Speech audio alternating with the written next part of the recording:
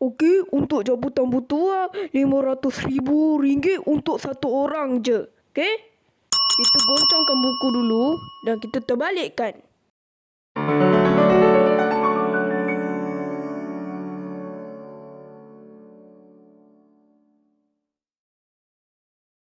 Jom kita cabut. Nama siapa yang dapat? Hehehe.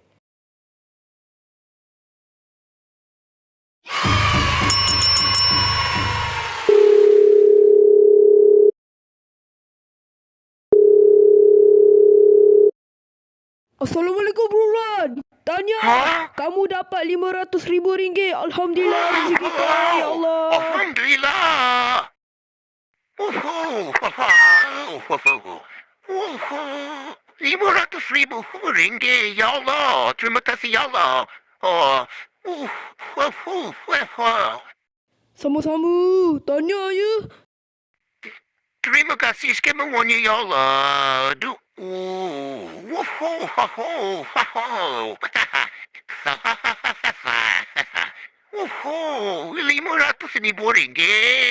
Hooray! Amin. Tanya, ya.